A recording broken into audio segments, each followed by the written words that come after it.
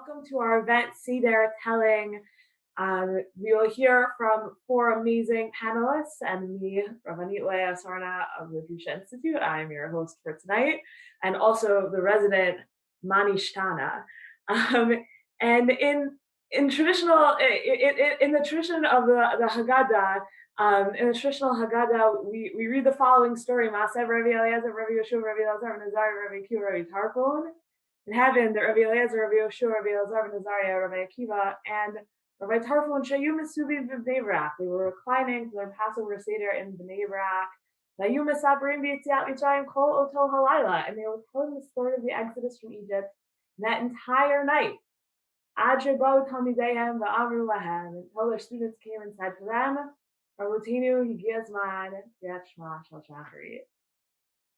Your students came and said to them, the time to recite the morning Shema has arrived. We will not be going our night, but in a way we will today be reproducing this Seder with scholars of our own, in our own times, telling the story of the Exodus, unscripted, and in their own words. Our Seder tellers include Rabbi David Ingber, who is the founder and senior rabbi at Romemu, a community that he founded, and he is a disciple of Rabbi Zalman Schachter Shalom. We have Darshanit, Dr. Miriam Udel, an associate professor of German studies and Jewish studies at Emory, where she focuses on Yiddish language, literature, and culture. She just put out a book, Honey on the Page, a treasury of Yiddish children's literature, with New York University Press. Dr. Tammy Jacobowitz is the chair of the Bible department at SAR High School and is the founding director of Makom B'Siach, an immersive adult education program for parents. And Rabbi David Silber is, of course, founder and dean of the Darshanit Institute for Jewish Education in New York and Israel. We are so grateful to have all of them here tonight. Rabbi Ingber is recovering from is undergoing an injury, and so he will just not be on screen, but he is here. He is here with us, and you will hear his voice. So welcome to all of our panelists. Welcome to everyone who is here joining us tonight. We're so grateful to have you. And just to begin, the first question, I suppose, is where to begin. So I guess with that, we'll turn it over to Dr. Jacobowitz. Where should we start tonight? Oh, wow. The Nachshon of the night. Here we go. First of all, I want to say what an incredible honor it is to study with three teachers of mine. And I'm just so excited to have this chance to riff off ideas with no need for tricks or treats or any kind of prizes. We're all here for the same reason, to learn from each other. So thank you, Rabbanit Leah. Where do we start the story? I think it depends really what our purpose is in storytelling. You know, we always have a purpose, whether we know it or not. And there could be many stories that we tell. There could be many purposes. So I'm not going to choose. I'll just throw out a couple of possibilities. Rabbi Silber told me a long time ago that the story really begins in Breshit. So I'm going to leave that one for him to really start with Avraham. And that's like the biggest sograim that you could begin and end very far. We'll leave that for the end. But I'd like to begin in the beginning of Shmot. I like to begin with Pasuk Zayin. I have a lot to say about Pasuk Zayin in the first parak and all the birthing. That's where I think a lot of the magic of the night is. But if we're asking ourselves, where did the slavery begin? And how did it begin? I think you have to look at least to the end of Breshit. I think you have to look in the story of Yosef. And not necessarily at the story of Yosef coming down and bringing his family down, but at the moment when he goes to Paro and he asks for his family to have a place to stay. It's really tricky when you go back and look closely in the Psukim. I encourage everybody to read them in chapter in Mem Zayin. When he goes to Paro and he says, "Here's my family," he doesn't tell the whole story. He brings some of the brothers with him, and he kind of sets up a situation where they don't look so scary, but they have needs. They need land for their animals. And he says they're just here, right? Lagur, ba'aretz. But by the end of that conversation, Paro has agreed for them to have a moshav, a place to really settle in.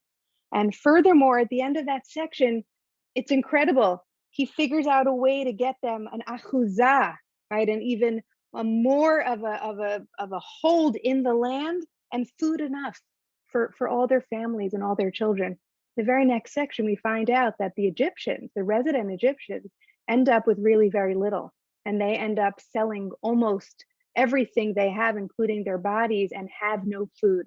I think that's where the story begins, where we are no longer just visitors. We've set up shop, but we've set up shop in a way that maybe actually did create a lack of equity in the land, which can go unnoticed, and then it crops back up to Shemot, and the story picks up. Darshanit, Udel, over to you. So similarly, I am fascinated with all of that birth that begins with all of that generativity and fertility that we see represented at the beginning of Shemot. But we do have to go back to Breshit and try to understand what it means for a family to become a nation within another nation, such that it can then be a nation taken out of a nation, which the rabbis are going to be very concerned about later in the story. So I think that the genealogy that Dr. Jacobowitz, Tammy, just offered is a really good one to understand that there was exploitation, perhaps. I mean, it's a really ugly word and it's an ugly concept, but something was going wrong there already. And I know that Rabbi Silber has a lot of Torah, some of which I was privileged to hear a long time ago. So I'm going to stop here and defer on this one. Rabbi Ingber and Rabbi Silber both requested to go last, but Rabbi Silber is my boss, so I'm gonna go to Rabbi Ingber. I'm gonna go to Rabbi Ingber next and give Rabbi Silber. Soft request. That was not a real request. Okay. So I'm happy to go now. No problem. And I thank you. First of all, it's a smart thing to be Mechabed Rabbi Silber on every level, for every role. And I just want to say to everyone, I can't see you all, but I was very struck by the first piece that came up of that they were Mesubin Bnai Brak, and we often speak about Heseba and leaning, and I'm certainly in that posture right now as I have a herniated disc in my cervical spine, but thank goodness I'm feeling so much better than I was today earlier, and so I'm happy to be here.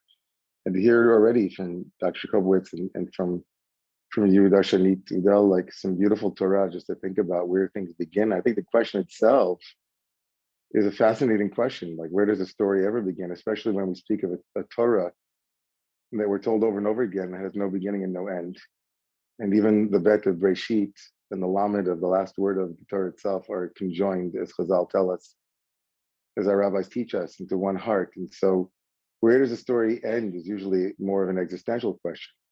And what kind of ending it has. And that's kind of some of the pain that we all experience in life, is not knowing how the Lamed of the Torah and the Bet of Breshit can connect.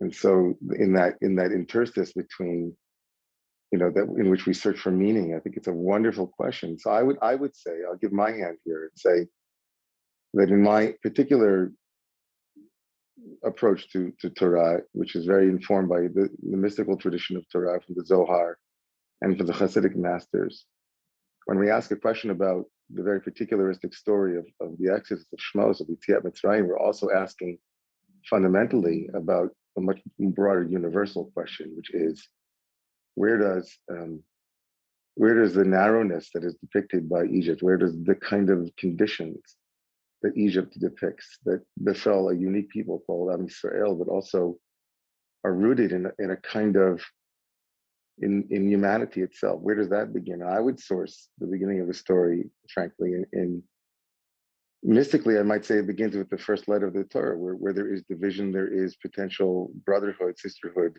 family connection, and there is also potential disconnection, alienation. But then I would say much more succinctly that I think in the story of Cain and Hevel, and the question that hangs over the entire book of Breshit, which is, the question that is unanswered by Hakadosh Baruch Hu, that God doesn't answer the question, Hashomer Achi Anochi, that Cain asks. That question acts as a kind of overarching theme of the entire book of Breshit. And when we enter into the story of both the Redeemer, Moshe Rabbeinu, and of Klal Yisrael and Am Yisrael, we enter into a place where Moshe Rabbeinu says, it says about Moshe, Vayetze Moshe Lacha Vayar B'Siv Lotam, and that Moshe saw their suffering. And he identified with a particular people.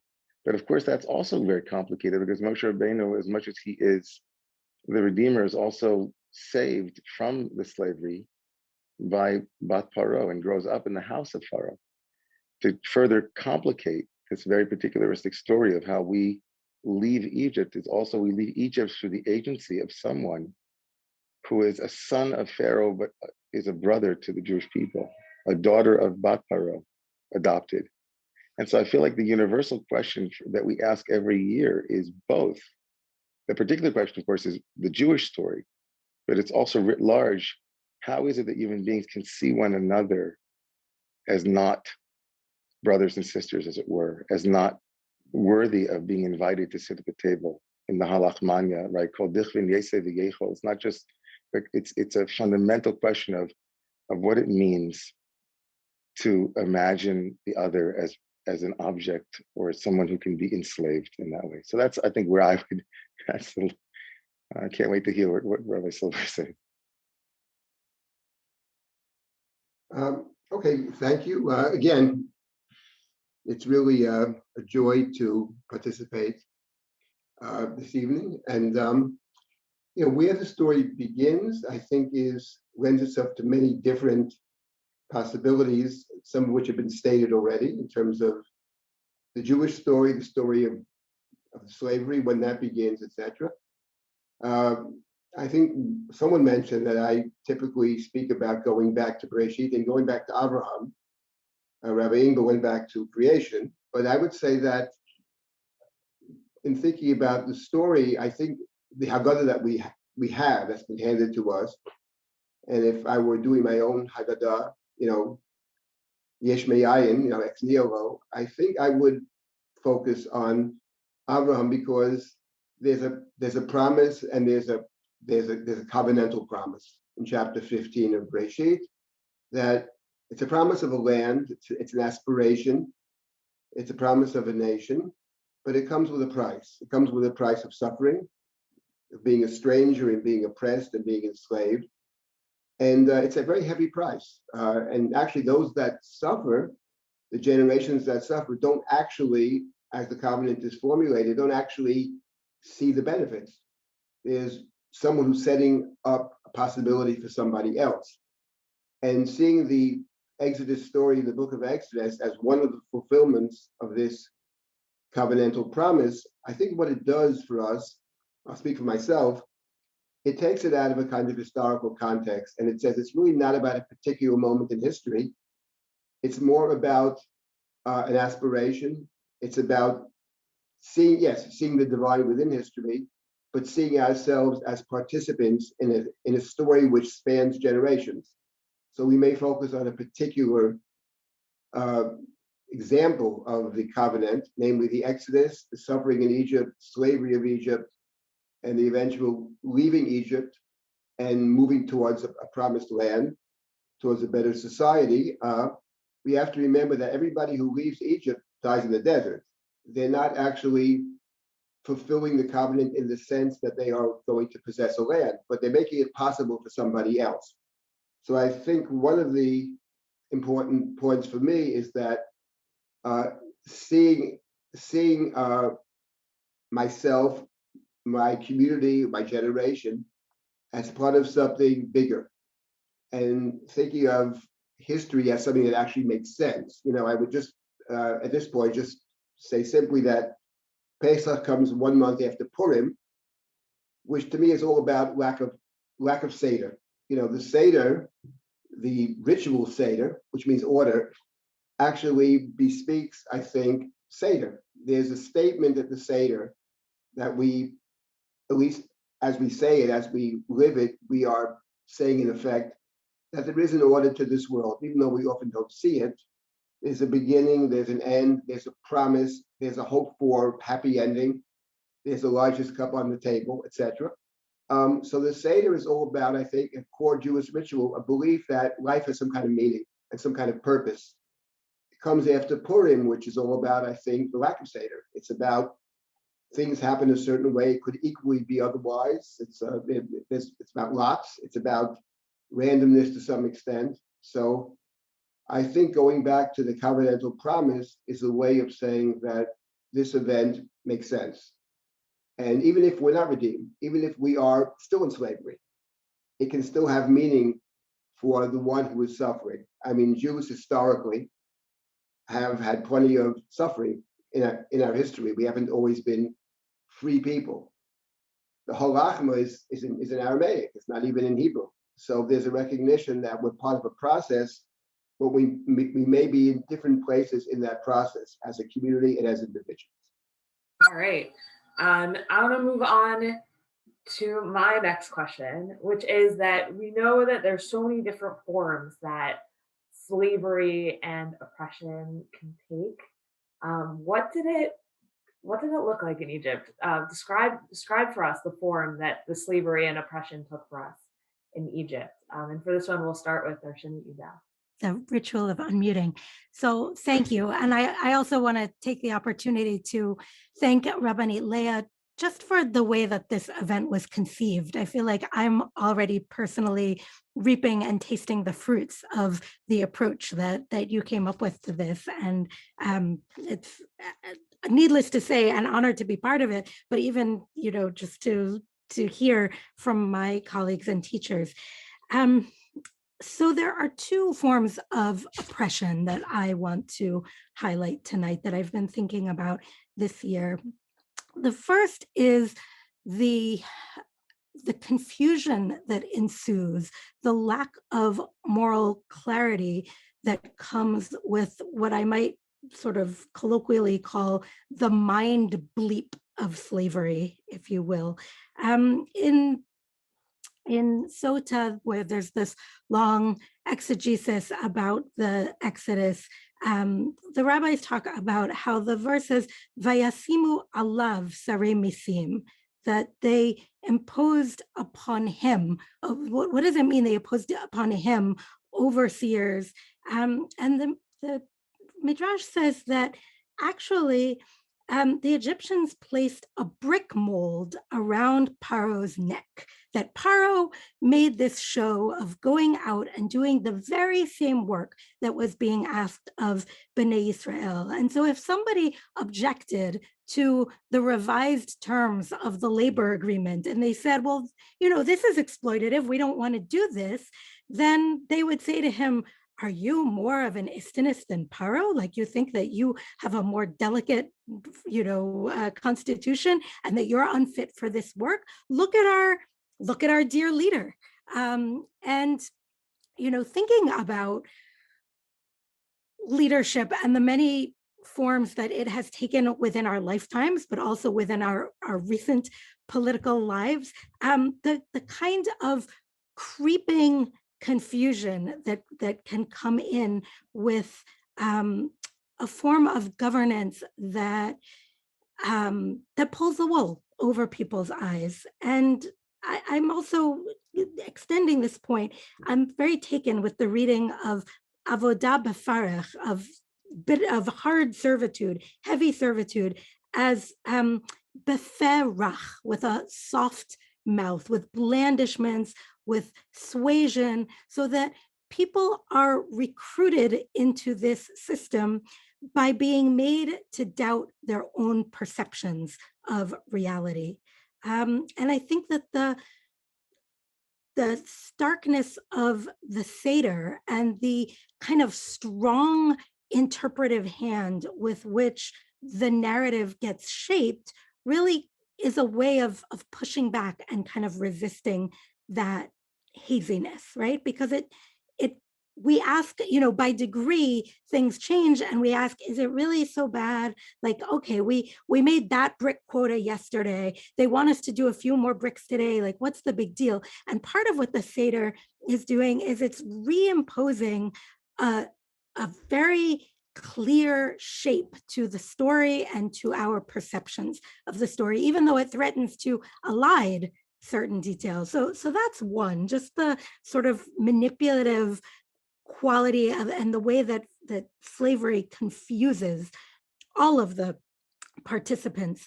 And then the other that I want to highlight is the loss of control for Bnei Israel over their own time.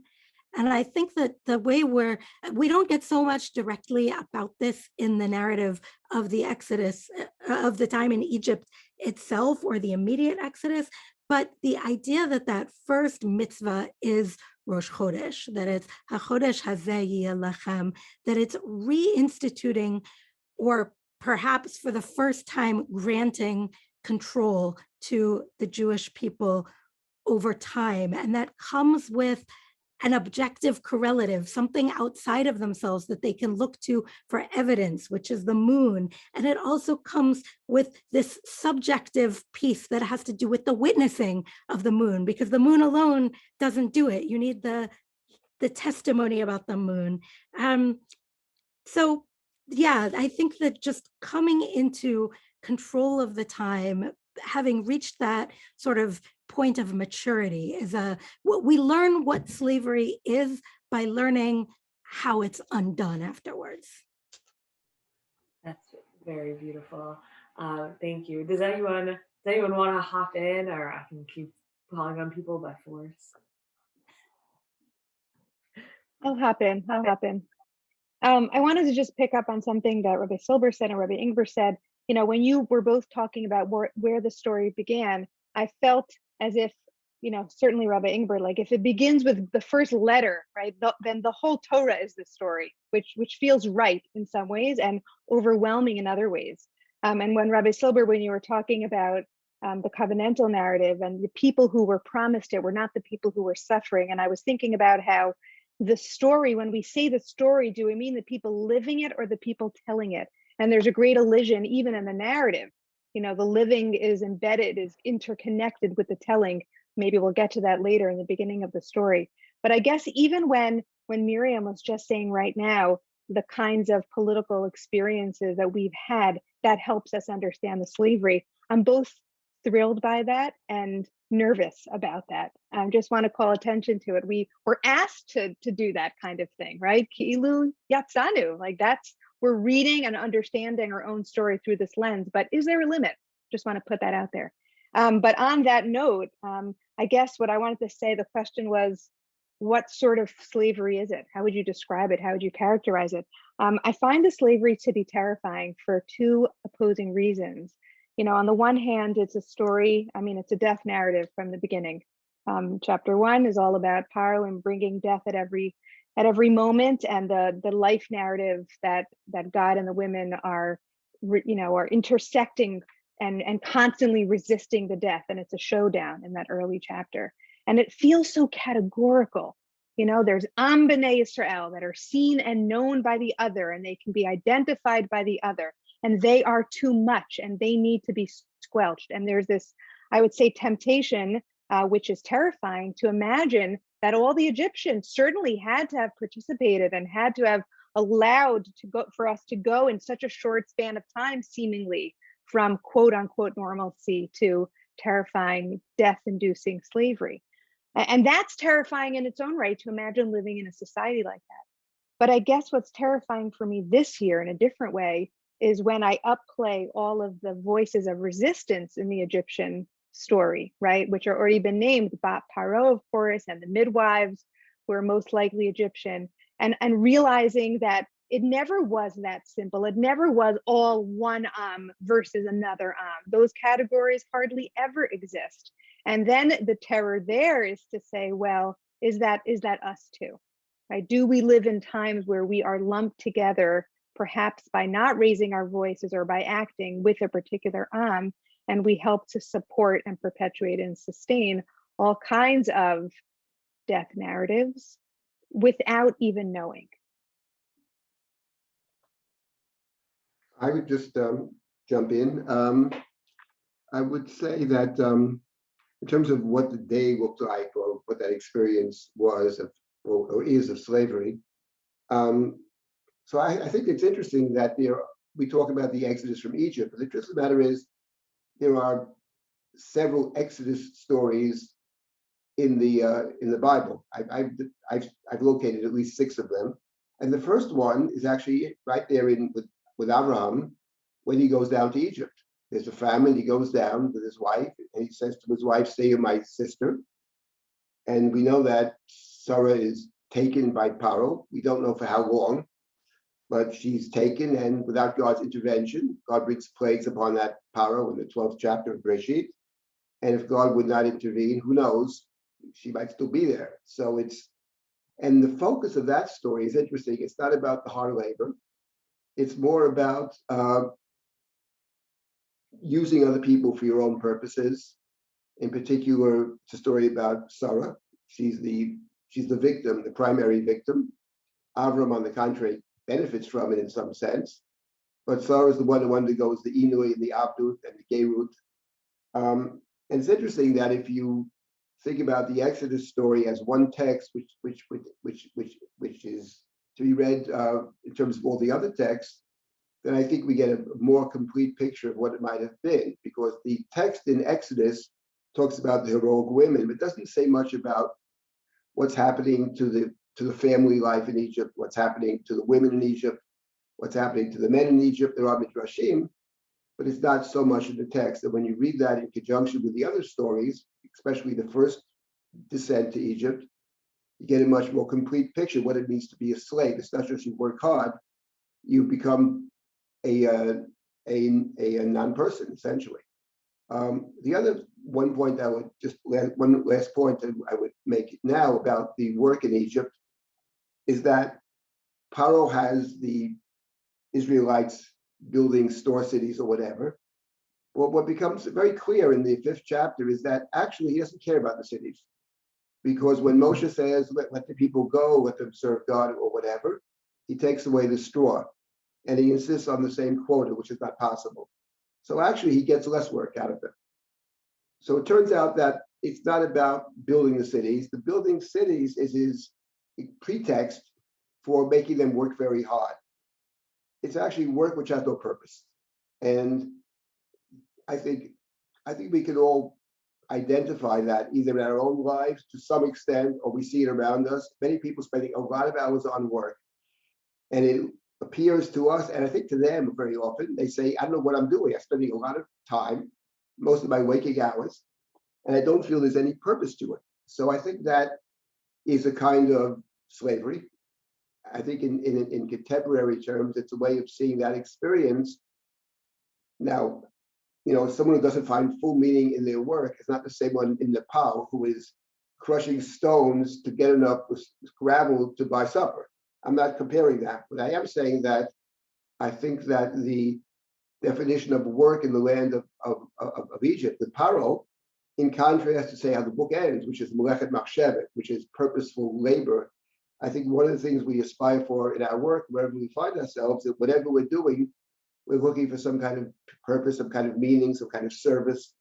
So I think that Paro tried to make that impossible.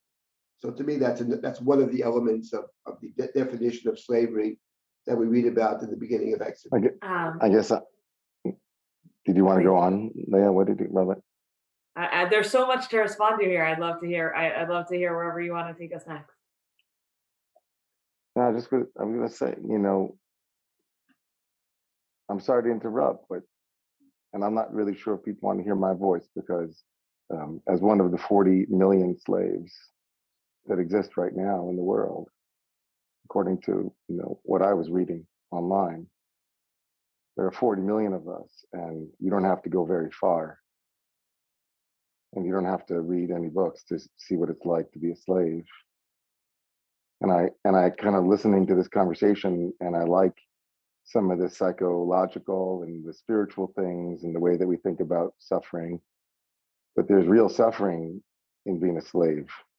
There's real danger. There's real fear. I come home and I'm afraid that maybe I won't see my wife and my 3 boys again, because maybe somebody, decided that they wanted to take them, and I have nowhere to go. I feel completely exposed all the time. I feel completely unseen. I feel completely unprotected. And I heard somebody using exploitation. That's what it feels like to be a human being who isn't treated like a human being, and it's still going on. And I can only imagine what my ancestors must have experienced at a time when just building other people's, infrastructure and building their society and being such a foundation for everything that is making Egypt great, and doing it at a cost of our dignity, our humanity, our culture. And I know that we kept our Hebrew names, that's true.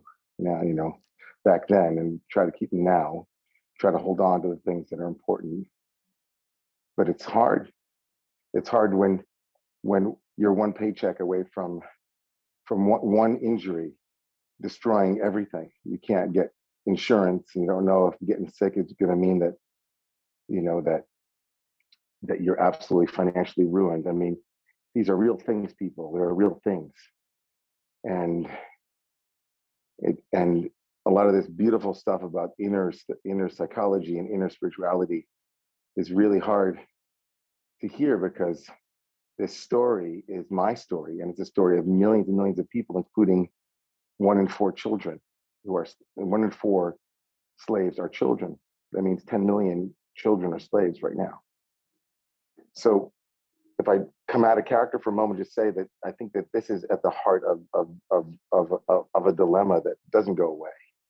That in the rabbinic tradition of saying the chodor vador chayav adam lerodet atzmo or laharodet atzmo ki'ilu hu yatzah miMitzrayim, we're reading ourselves into the story. But it's not just us. And let's say, we're living nicely in a privileged life in America, right? And does that mean that the story is no longer relevant because, let's say, Jews are no longer in a particular Mitzrayim? This story was a story for all of us.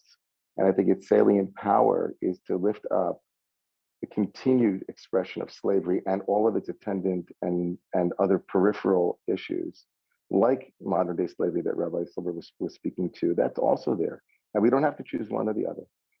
That's the point of V'chol Hamar the Satir. Like, tell the story of those in the sub-Saharan, tell the story of the people who are struggling with mental illness, tell the story of all of the Mitzrayims that exist, and bring them all to the table and discuss them. And don't rate them.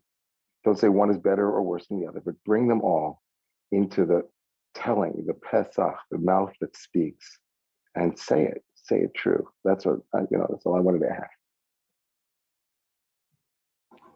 Rabbi Ingber, or in your bibliodramatic character, either one can respond to the following question.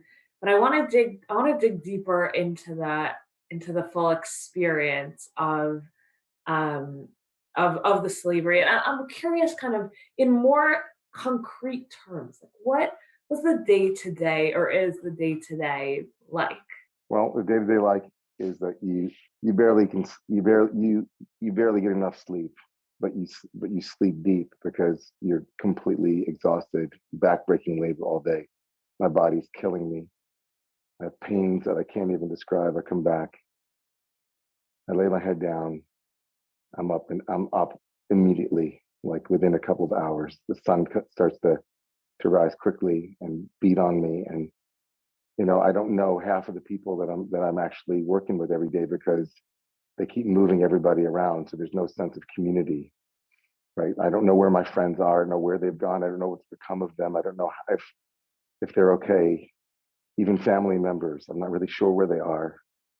And every day feels like it will never end. It's all day. And I don't think that I'm ever going to be free.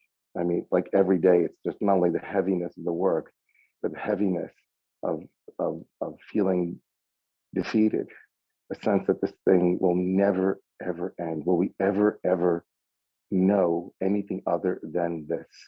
And when people ask me every day, like, when we sit around, what are we talking about? We're talking about, is this it? This is our lives. Every generation is going to be like this. We'll just be slaves and building for others and not have any sense of dignity, a sense of our own capacities as human beings. It's going to be like this every single day. And I've even to this point, it's like, I have no desire for my wife. that come home, they have no energy. Although she and a lot of the other women are trying to get the men to get a little bit, energized about, but why would anybody want to bring a child into the world? Like, why would I want to bring a child into the world under conditions like this? What kind of sentence would that be for that child to be born into such absolute hopelessness and despair? It's just, I want somebody to tell us that it's going to be okay. Send us the code. Tell us that there's going to be something to hold on to, because we feel helpless and hopeless. Darshanit, Udel, you spoke about the Gemara and Sota before. Do you wanna take us into maybe what that would have been like from a female perspective? The first thing all of the Yiddish students are learning this year is "Ihr seid verstimmt," you're muted, because we say it again and again and again. So I do want to say something about this, but I know just from the world and from our friendship that this is an important midrash to Tammy, and I think you have something to say that might even precede because I want to drag us into the 20th century with this midrash, but let's let it live in its rabbinic context first a little bit. Okay, so David, that was very hard. That was very hard, and I want to show about those women. I want to upplay a little bit the buried story that's nowhere on the surface of the text, but is everywhere in every pasuk where we spoke about the life narrative. Like you said, who would want to bring kids into this world? And yet they did, again and again and again. And this story, I think many people know it, but not everybody does. So it's worth saying out loud. I definitely learned it the first time from my teacher, Viva Zornberg, and then read it in her books and have now taught it many times because it is so powerful, and actually it messes with our categories when we talk about feminism. So here's the story. The story goes like David just laid out. There was no desire, there was no dignity, there was no real awareness of the other, there was no family. And when the Midrash describes that the families were separated, the Midrash asks, what did the women do? Because of course they had a plan. That was unacceptable. We can't live like that. We can't give in to that terrible reality that David just described, where all you talk about is what is right in front of you, and there is no vision past the hour that you're in. The Midrash tells a story that the women in this plan to rescue themselves and their husbands from the dismal narrowness of this hour, they went fishing. And when they went to the water, God worked in partnership with them and summoned the fishes. And they took them from the water and they sold some for spices and cooked the rest. And they prepared these elaborate feasts and brought their husbands out into the field, really baggaged the field at nightfall, reconnected with them, fed them. And then after their bellies were full, imagine that as a slave, they turned towards their husbands with these mirrors and in a very unusual move said to their husbands, I am more beautiful than you. And their husbands responded and said, no, I am more beautiful than you.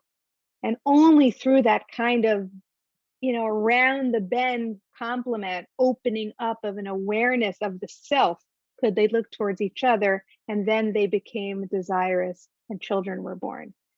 And I think that story is so powerful and so hard to really imagine, time and time again, if the Midrash is to be not taken literally, but given us this idea of how were these children somehow brought. It's not just the act, it's the hope.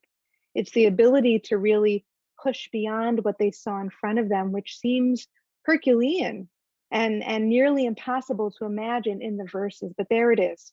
There it is. And what I was referring to earlier about it messing with our feminist categories, these are women who were shopping and cooking and feeding, not what we would think of as the tzit kaniyot, right, of our time, how we would fashion ourselves. But in these kinds of moments, mundane activities with a certain headset are heroic.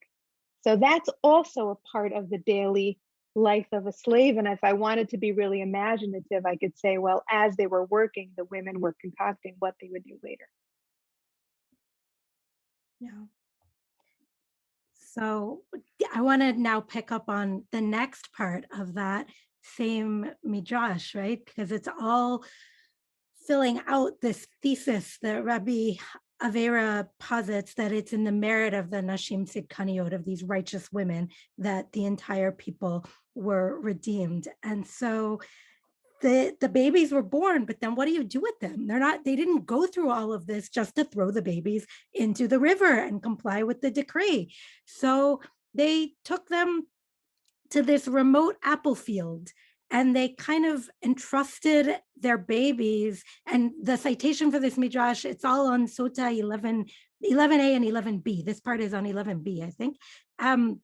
But they entrusted their babies to the care of the apple trees and to the angels, and the angels came down and they furnished each baby with a stone with oil and a stone with honey, so they were able to suckle from these stones.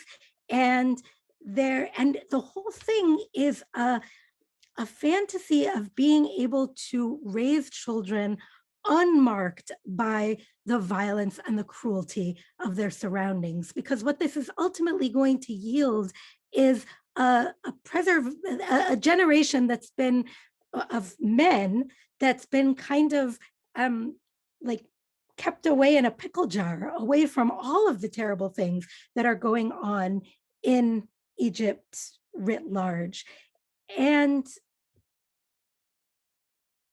it's such a beautiful image, and it has a lot of immediacy. It has a lot of immediacy on the page of the Talmud in Sota. But for me, it has even more immediacy when this story is picked up by a Yiddish writer in the 50s, post-Holocaust. And his name is Levin Kipnis, and he is a Zionist, and he's living in Eretz Yisrael, and he writes hundreds and hundreds of stories for children and poems for children in Hebrew.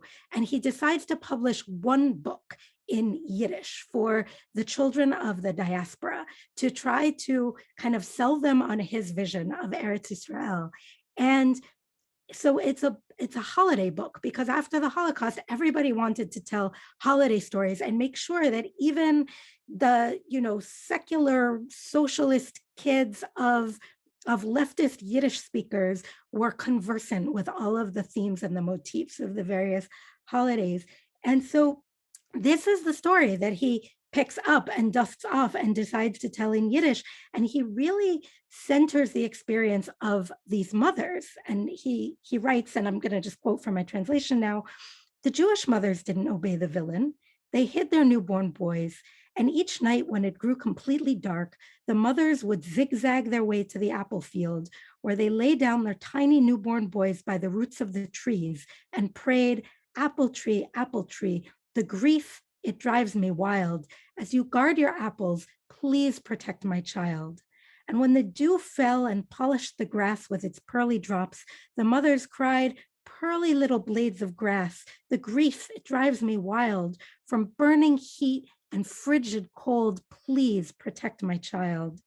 When the morning star appeared and the birds began to sing, the mothers lamented, 'Tuneful little songbirds, the grief, it drives me wild. Sing your happy little songs, lull to sleep, my child.'" And so, it's really bringing these mothers and their care in a very powerful way. And then the angels and God's self have to act as surrogates for the maternal care that would be the sort of natural right of these children and the natural benefit that they should receive. So I think there's a lot of hope. I think there's a lot of dream of a brighter future. And this, the rabbinic midrash is building to the point where at the parting of the sea, they can plausibly point out and say, "Ze Eli ve'anvehu." That's my God. And I recognize that God because I knew that God in my infancy. That's the one who took care of me, right? So it's there's such powerful images of Tachas at Tapuach or Ticha, and And I just feel like when I think when I think about my own child, I have 3 boys, and I think about trying sometimes to imagine what it would be like if I were to read flatly on the page in 2-dimensional reality. Oh God, I say this, God forbid, but like, yeah, I had a brother until I was 7, but then I didn't know what happened to him after that. And to think about the depth of connection between my boys, and where does that loss go? Where does that lost connection, right, that we know is one of the most horrific experience, like trying to imagine, Miriam,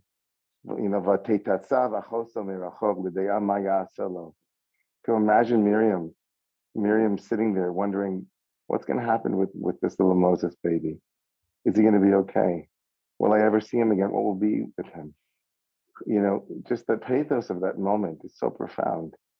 And then to see that, and then to ask ourselves questions, without being, I don't think this is personally a political statement at all, but just to think about the separation at the border without getting into the politics of immigrants, but like as a people who are sitting down at our, in our Pesach Seders, and to not say, that experience that Chazal are talking about might not be happening to Jewish people right now in America, for the most part, and around the world. But there are human beings, mothers, like the mothers in that Yiddish poem, who are crying. I hope this child will be okay. Will I ever? And that the God of Israel, the God of the universe, will say, we're remembering them tonight, remembering those painful moments of slavery that are still active for other human beings around the world right now, where their mothers are hoping that their children will be safe through the night, and that that they too will be able to say Leah and Vehu, right? Romemu. I'm going to say, this is what my mother told me it would be okay.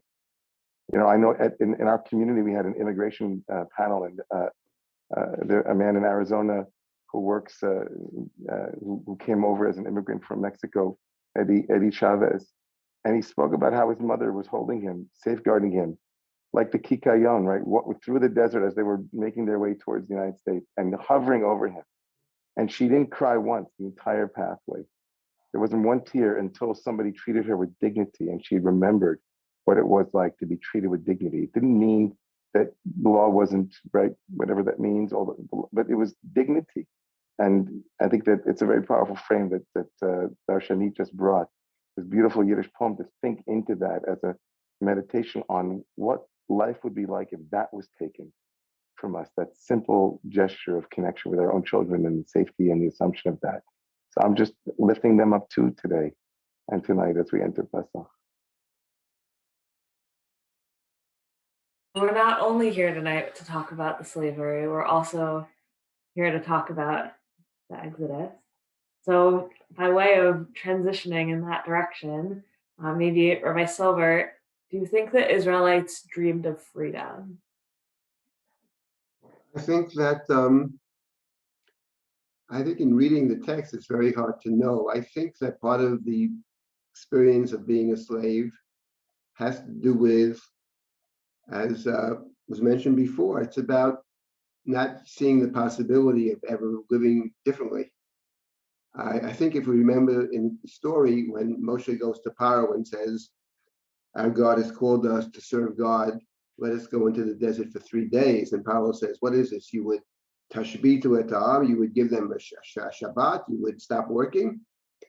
Because Paro doesn't want them to stop working. Because when you don't work, actually, as it says in the Torah, it came to pass in those days, the king of Egypt died, and Israel groaned from the labor, and their cries ascended to heaven. And the last thing Paro wants is for people to not work for a moment. And then when you don't work, you begin to reflect. It gives you the opportunity to reflect, who am I, what am I doing, etc.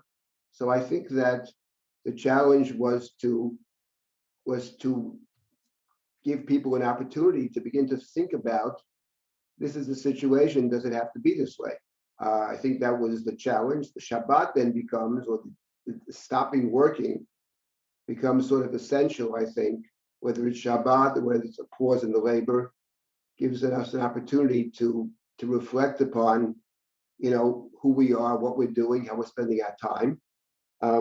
I just want to say one thing before I make one other point, which is it's certainly the case that there are people all over the world who are actually slaves. And I would say 40 million, I suspect, it's much more than that, because there may be 40 million official slaves.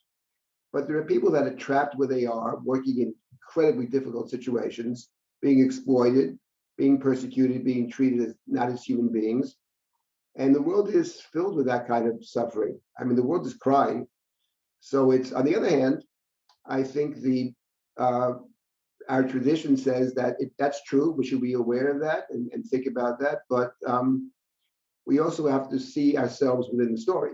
We see ourselves as being there. Means each of us, wherever we may find ourselves, tries to find meaning in the story and tries to see how this story pushes us to be better people.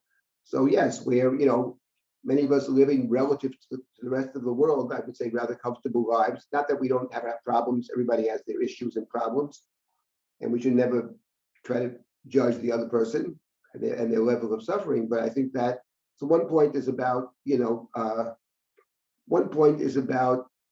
thinking about other possibilities.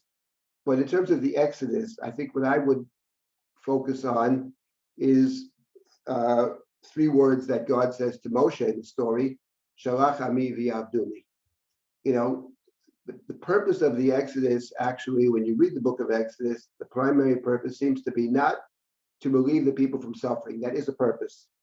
But God's main purpose seems to be, in the book of Exodus, which ends with the Mishkan, ends with service, is avodah, service of God.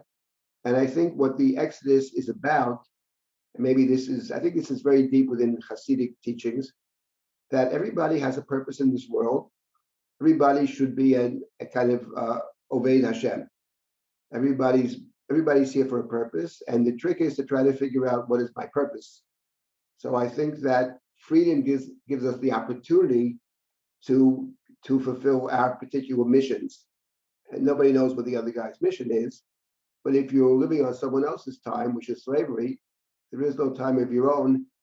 You can't make the choices that we have to make. So I think that, everybody, in terms of the book of Exodus and the goal of V'avduni, to serve God, it's about everybody thinking, who am I? What are my gifts?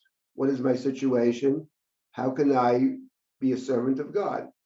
How can I do the purpose for which I was put on earth? And try to figure out what that purpose is, and then pursue it, whether it's fighting injustice in the world, whether it's teaching. There are countless ways to serve, and everybody has to figure out what they're suited for or what the specific needs of the generation or the community are.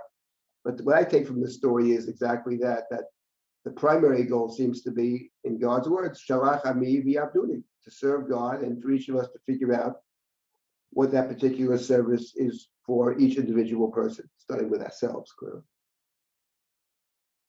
So I guess part of the question is, do you think that the Israelites understood that? Meaning, but you're trying to blow open the concept of freedom. That all freedom is the ability to choose what service that it is that you do. But when a person is enslaved, is that the freedom that they dream of? No, it's the first step, I think. I don't think the people are capable. I think Moshe's mission is Moshe's a teacher. Moshe's a visionary. His mission is to present to the people a different way of seeing themselves and of seeing the world. But it is necessary to get out of Mitzrayim, those narrow spaces, because there are no choices. So part of the mission has to do with, the first step, I would say, is getting out of a place which prevents you from being the person that you're supposed to be. That's only the first step. That's a necessary but not sufficient situation. And then the next step is to appreciate that with freedom comes responsibility. And that if we are free, the gift of freedom means that we have the opportunity, I think the obligation, to serve humanity, to serve God, etc. And we have to think about what we are best suited to do. But I think that at the end of the day, the book of Exodus seems to say we have to be Oved Hashem. And, it's again a question of what that means. And I think that everybody tries to figure that out. Sometimes we can get help. And just one last short point about the Gemara that was quoted before. I think that part of the emphasis on the women in Mitzrayim being the actual heroines is that sometimes we're in a situation where God doesn't seem to be interested in getting involved. And then in those situations, I think what the Midrash is saying, okay, if God isn't getting involved, then the human being has to play God. The human being has to say, God will get involved through me, through my behavior. And it's often the people who do that are those you might not expect to be the ones. We never know where salvation will come. And everybody's capable of helping the community. We shouldn't prejudge about which people are capable. Give people an opportunity, and they will often step up and serve and enable us to be better people. I'll stop at this point, but I got the feeling that Dr. Jacobowitz wanted to respond. Oh, I'm just a big nodder, but I'll jump in. First of all, Rabbi Silber, what you just said reminded me so much of Levinas that I was just teaching to 11th grade students. The idea of human beings finding themselves in an empty world and responding by embracing godliness, and responsibility. I never really thought about the Egypt story that way, of the Israelites perhaps feeling that emptiness, and it beginning to invite them into the conversation, into the story. But I was going to say, when you asked the question, did they dream of freedom? And I have no idea, right? I really have no idea. But what I do know is that the story, it's so elusive to figure out whether the people were actually involved in their own redemptive process or not. And there's so many different opinions in the text and outside the text. I was raised on the idea of that terrible image of them having sunk to the 49th level. It just felt like they were in this, quagmire, this pit. And if the last minute they were pulled out, right? And thank God, because there was no time left.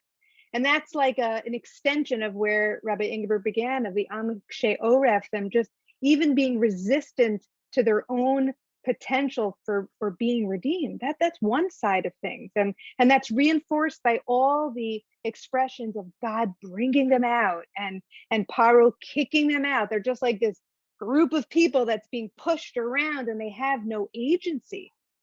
And then here and there are these expressions that awaken you to the reality that they weren't so passive after all. Did they dream of it? I don't know, but they were certainly involved in their redemptive process. Now, I know you're going to ask us later, what was it like when they left? So just to jump to that, because to me, that's part of the redemption. Where does the redemption begin and where does it end? That's also our question for tonight. I've been thinking a lot about, and this is Rabbi Ingber, going back to what you were saying, that night as a mother, I think about that a lot, Vahi b'chatzi halayla, and then be'etzem hayom. But there was a lot of time in between the crying out in the dead of the night, the fear and the terror, and then actually being en route with your family. And I think about mothers and fathers packing whatever they had and organizing the kids, and what were they saying to them and how were they explaining it to themselves. And there was so much that they had to do in those hours. So agency, in the sense that maybe we would want for them, they demanded their freedom, they davened for it extensively, they changed their no, but agency in the sense of like being very busy with their selves and their families. And I'll just say one last image, which is maybe distracting, but Rabbi Ingber, we spent a summer together a long time ago in Israel, and it was the middle of the war, and I remember actually speaking to you after one of the sirens, and I'll never forget one of the nights when I had to get my kids out of bed and go down to the bomb shelter, and the kind of heart-stopping moments, what those were like, when there was getting to safety, not to freedom, right? Not to redemption, but to safety out of a narrow place. And I've been thinking about that a lot, what that night was like. Did they know how it would end? Did they know that the pitch blackness and the busyness in those fumbling hours was going to take them into broad daylight, into the sea? Was it emunah that was guiding them, or was there also in there a lot of, anxiety channeled into busyness? I very much want to piggyback on that. I want to say that I think one of the things about dreams, everything begins with Yosef, the dreamer, right? We're in Egypt because of dreams and the dreams of Pharaoh. And dreaming is a big deal. Yaakov Avinu's dream. And I think there's one of the things about slavery, at least I can't speak personally, but immense suffering, I can say, immense, overwhelming, bone-crushing, spirit-killing suffering is that it can kill dreams. It can kill hope. And I mean dreams here by the ability to project oneself into an imagined future. Like then Az, Az Yashir, maybe that was the first moment of Az, of a future, was when they arrived finally at the Sea of Reeds. But one thing I hold in my back pocket about this potential for imagining an alternate future, or a different present because of an alternate future, is that too much suffering. The original Rabbi said that the Gemara says that there's a covenant between salt and suffering. There's a covenant made by suffering, and also a brit, a covenant made by melach, by salt. And the Gemara says that just as salt, a little bit of salt can bring out the sweetness of the meat, a little bit of suffering can bring out things in us that we didn't know were there. But the original Rebbe said, yeah, but just like too much salt can ruin meat, too much suffering can ruin us. And we all know it's not always a happy story. Too much suffering can ruin people, and it can deplete them. And that was, of course, the great insight of Viktor Frankl, that those who found, not by definition, it's not if you can, then you will, but those who could, whatever that means, find a why, they were able to. And so we have to imagine that maybe there wasn't much there when Moshe Rabbeinu showed up. And that part of the greatness of Moshe, being the only Israelite, essentially slave who was brought up in royalty and who actually was the only one to ever really leave Egypt first. He was the one, he did Yetziat Mitzrayim, and then he went back in. He came back and said, there's a world outside of Egypt, my friends. And maybe at that moment they started to remember that when they went to bed at night, they cried and said, we wish that it would be different. Maybe some of them in their moments of despair thought that they could see in the windows in somewhere down on Madison Avenue of Alexandria in Cairo, that there was something called musical instrumentation. Maybe I was meant to be a singer. Maybe some Levite said, we're supposed to sing. There's a whole thing about us singing, and that's what we're going to do. And maybe we're the weavers, and we're the midwives, and and maybe they held those things. Maybe. But I'll say this: the Rav Soloveitchik said something that I take with me every day. The great Rav Soloveitchik said that the reason why we put Geula, the blessing of thanking God for redemption, every day, we place that blessing directly connected, without any separation whatsoever, with the beginning of our Amidah, the prayer where we ask for everything we might need. He said that one of the things that's lost most deeply amongst those who live under tremendous suffering and slavery is that they lose the ability to even let themselves want what they want. And that Smichas Geula, the Tefillah, bringing redemption connected to requesting and hoping, is to rebirth in us an ability to say, I need something, I want something, I want. And that infinite resignation and despair might be rekindled by a hope. So I think, that they must have dreamt of something. And if they didn't, they thankfully had leaders who awakened in them again the audacity and the courage it takes to hope. So in light of what I just heard from Dr. Jacobowitz and Rabbi Ingber, I want to, in my own mind, revisit a question that has occurred to me many times before about why they got across, and Miriam and the other women happened to have tupim and mecholot on their persons. Like, why did you have that with you? Was it because they were dreaming of this thing to come, or was it because that was part of their immediate need while enslaved, that was the day-to-day survival, and that was part of the agency that they had in their own redemption, which was the preservation of joy and some capacity for singing and for dancing? Yeah. Darshanit Udel, I wanna drill into that a little bit because I'm curious. What did they believe in? Meaning, when Moses encounters the burning bush, God sort of introduces God's self to Moses as if perhaps they had never met before. So what was going on before that? Well, they had these two mitzvot in Egypt, right? That both involved blood. We have a tradition that they kept up with the mitzvah of Brit Milah through the generations, and of course the blood of the Pesach, of the Paschal lamb, and the smearing of the doorposts. That doesn't really tell us what they believe in.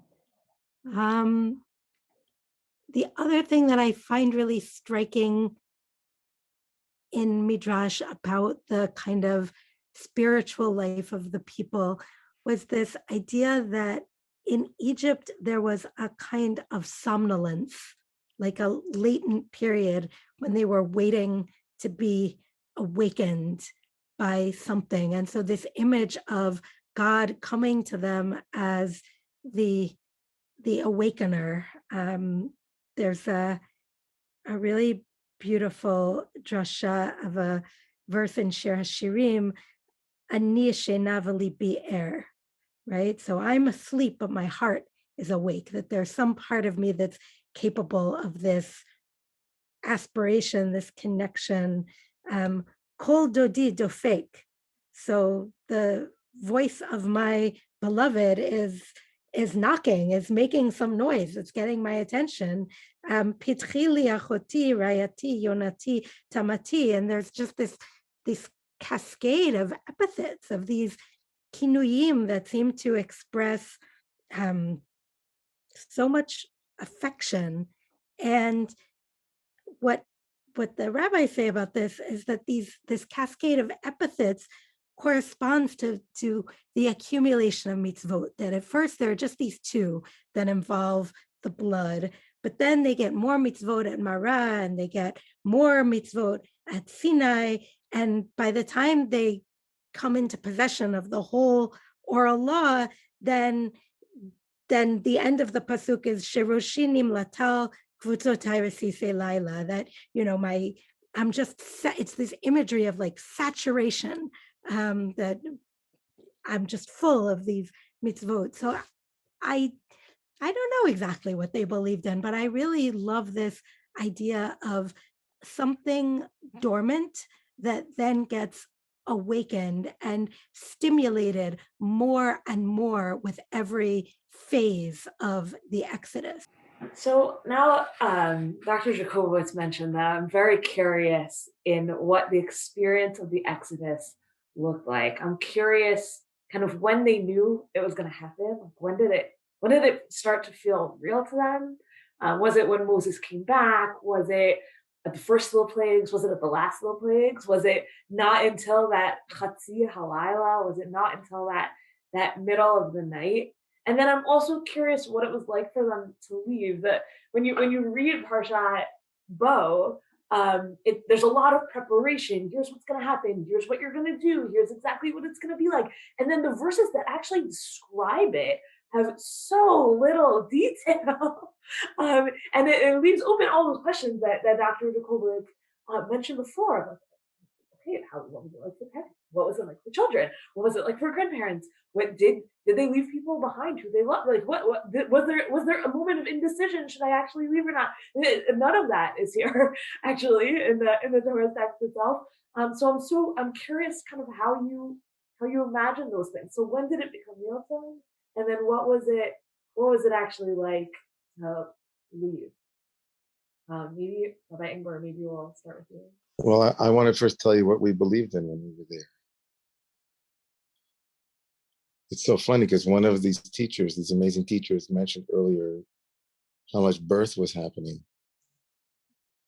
Birth. You know, vayishutzu, vayatzbo, vayirbu. I'll tell you what we believed in. We believed in birth and rebirth. That's what we believed in. And even in our the darkest moments, the moments of absolute radical despair, we believed that ki chayot heina, we're, even like, maybe those are the Egyptian midwives, who knows, but there's something about life that we know. We know life. And so when Moses came and said that God also believed in us, when we didn't believe in ourselves, that we could take the thing that we feared the most, the God of Egypt, the thing that had sustained our ancestors, because we knew a thing or two about lambs and sheep, right? That was what we used to do. And we knew they weren't gods, and we knew that this false power had power over us. And when Moses said that God said that we're supposed to take it in for 4 days and let it make its noise and deal with the fear that we're going to be discovered, we believed that we could be reborn.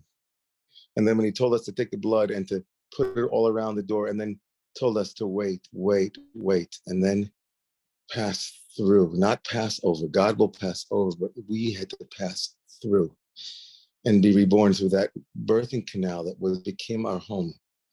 That in order to find a new reality, we had to be born ourselves with the dripping blood of the thing we feared, which held no power over us any longer.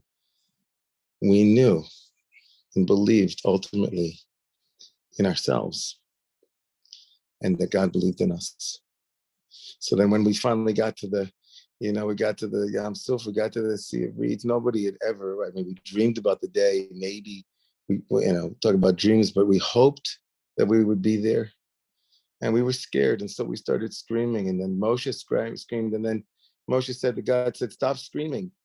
Tell the children of Israel, and is if God was saying to us, you already have passed through one portal. You know the terror of walking through those doors with all the blood. Now walk through the waters. The same waters that your Redeemer was pulled from. The same waters that killed so many of your children. Walk through those waters. You will be okay. And so we walked, and it was a miracle. It was a miracle. And so we started to scream and sing. And it was so confusing, but it was happening. And I started thinking, I wish that my great-grandfather could see this. I wonder if Jacob knew that it would be like this, and that Rachel knew it would be like this, and Leah knew it would be like this. I heard the stories, but if they could have been with us as we walked through to the other side. And then Miriam took the women, and it was dancing, and it was unbelievable and unbelievable. Make me think about my Bubby and Davy and the stories they told me about living through the Shoah. And I always, and David, you reminded me of the last Seder that I had with them. When we got to the Hallel, we started singing and dancing in my kitchen. And I felt in that moment all of the anxieties that they had all those years. Could they ever have grandchildren that they could tell their story to, or even live their story through? And would that come? And there it was. And there we were singing and dancing. And thank you. You just helped me relive that. And if I could say one more thing, Leah, about what was your question? When did they know? How did they know? I was shaped by the Prince of Egypt as much as I was by the Psukim. And there was one detail in the Prince of Egypt that I can't unthink. And that was when Yocheved, early in the story, was nursing Moshe. And she was singing Nigunim to him. And I remember thinking, God, that's so brilliant. Because of course she was teaching him even then. Of course she was giving him some kind of wordless Masorah that would help him know in kind of a muddled way later that he belonged to this people. How else would he know? It was through the nursing, it was through the loving, it was through the song. And I think about the Jewish people in all this time, right? Because the story with the named characters picks up at the end.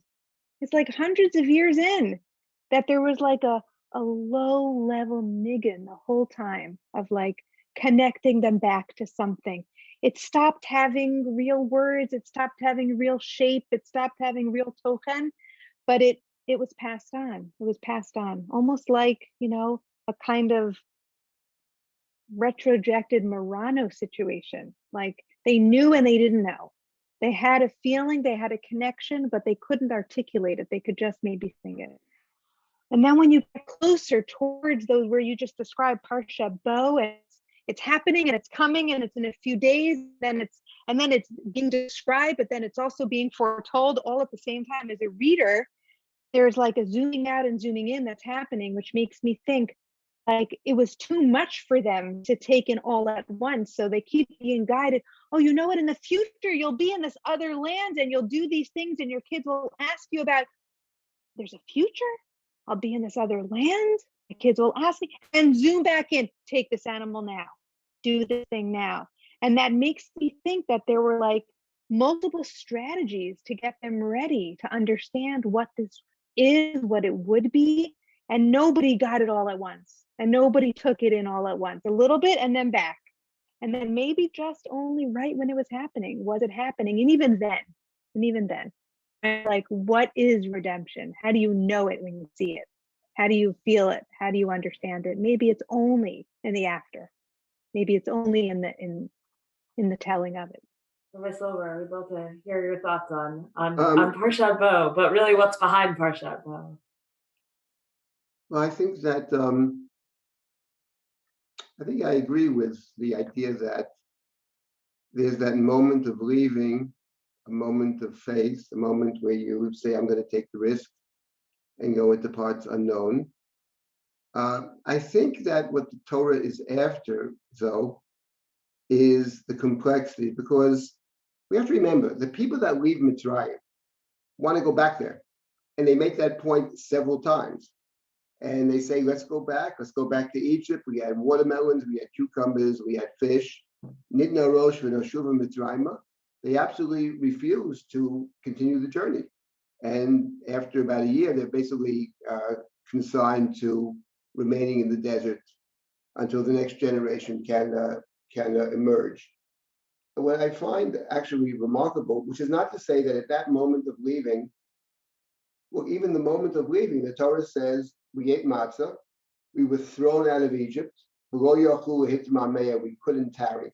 And the clear implication is, were we able to tarry, we might still be there.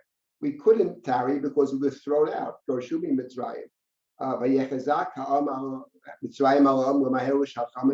Egyptians kicked us out. That's clear. So there were doubts, which is completely understandable, because somebody mentioned the burning bush before. The burning bush is the first revelation that we have from the time that Jacob goes down to Egypt in chapter 46. All those years, God never speaks. So to be in Mitzrayim is to be in a place where God is silent. And then God begins to speak to Moshe in a small way, in a snap or whatever. And Moshe has to somehow convey that to the people. And the miracle is that the people, yes, we were forced out on one hand. On the other hand, we did leave. We left b'chipazon, we left in haste. I mean, sometimes you make that choice, you're just going to leave.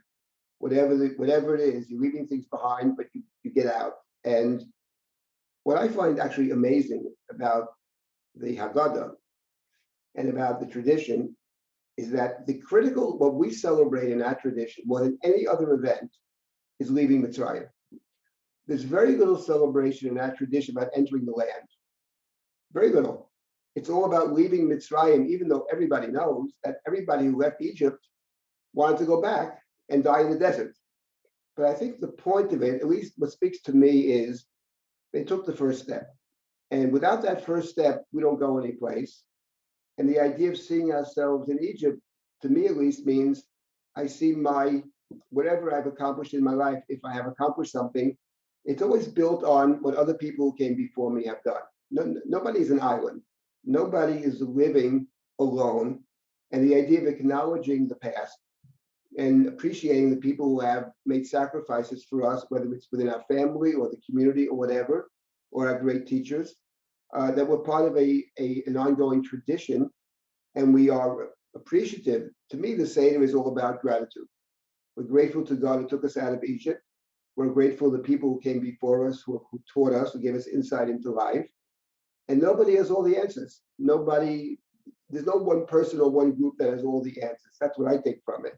And the people that we celebrate, they themselves had doubts, many doubts, to the extent they say, just a year later, let's go back to Egypt. So nonetheless, they are heroes because they took that step, and it's our maybe responsibility to acknowledge that, maybe to sing with them at the sea.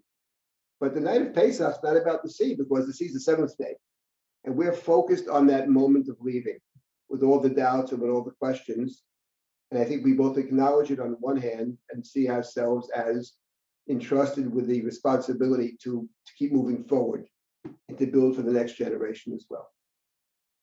That's my take on it. So where would you say, if you were writing the Haggadah and you wanted to end the story somewhere, where would you end it?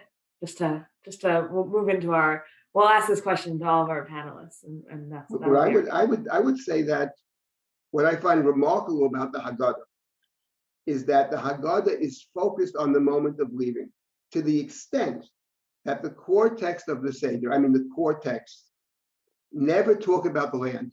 They only talk about the moment of leaving. Even though the text that we are citing from the Torah talks about entering the land, but the covenant with Abraham. You will leave, the generation will leave with a lot of possessions. The fourth generation shall return to the land. We don't mention the fourth generation. We say, we stop there.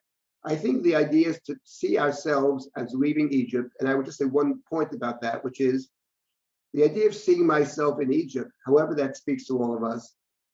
I think the Haggadah wants us to imagine that we don't know what the future holds. When you go see a movie for the second time, you know the ending. But just imagine that you're in Mitzrayim and you're leaving Egypt, and you're both leaving willingly and willfully, but also you're forced out, don't have the provisions, you're going to a desert, and you don't actually know, you have no idea how you're going to survive in the desert. You have no clue. And to put yourself in that space and to say, like, the people that left, like, wow, like, that's amazing that they would actually take that risk. They were risk takers. We were also forced out. On the other hand, we also went out. So I think the Haggadah wants us to focus on that moment and not to think so much about what happened afterwards. We can think about that in Dayenu or something, but fundamentally, it's all about the Exodus. That's my take on the Haggadah. It's about that moment with all its uncertainties and all its questions and all its difficulties and all the complaining. At the end of the day, those people left. They made that leap of faith. And I think we have to acknowledge it. At the same token, they had their doubts, their uncertainties, and so do we. But that doesn't mean we don't have a responsibility to keep moving forward. Dr. Jacobowitz, where does the story end? Yeah, I think we've said it so many times tonight, but I'll say it again. It can't end, right? It doesn't end. The Haggadah has so many possible endings, and the possible endings overlapped with each other emphasizes the point that it doesn't end. And we don't have to, nor we can we choose an ending. I just want to say one thing about what Rabbi Silber just mentioned. It's such a powerful idea to come to that table each year and say, I don't know how it's going to turn out. And there's a lot of fiction that we bring with us when we show up to the Seder, but I think our experiences collectively from last year of showing up to our first COVID Seder and really not knowing how it would end, and not knowing even how we would do the Sedarim without all of the voices and the bodies and the ideas that are usually accompanying us. I think that we've gotten a taste of what that can feel like, and to let this story flow through us and be open to multiple possibilities and allow it to help us shape ourselves, I think, as we've said, primarily towards hope, towards action, and towards empathy. Rabbi Ingber, how does it end? So yeah, everything that's been said, and I fully love that it doesn't end, and I'm a big fan of it not ending. And I wonder if part of it not ending, though, is this question I always ask myself whenever we do the prayer for Geula, the one that I just referenced earlier. We always also include, Jacob and what Dr. Jacobowitz brought from her own grandparents, and imagining a freedom that they couldn't imagine, but that they could live to see. And that Jacob never lived to see his children both enslaved and didn't live to see them free either. And I wonder if one of the questions in the ongoing saga is, what freedoms are we acknowledging that we might not see, but that we hope and pray that one day will be a part of the prayer acknowledging its arrival? I think that for me is a question I'm holding also as we go in to this Pesach, and the story that goes on and on and on and on. Darshanit, Udel, where does it end?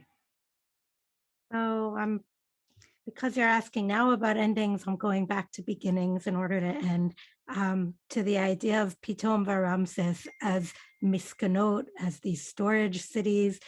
And the rabbis do a lot of readings of miskanot, mesaken, it's endangering, it's misken, it's impoverishing. Ramses is mitrosets, the buildings collapse.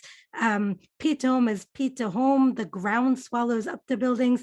So what happened in Egypt was being drafted into building unsafe, insecure edifices. And another way of telling this story is that it's the journey of the people from building those unsafe edifices for others to finding their own secure edifice.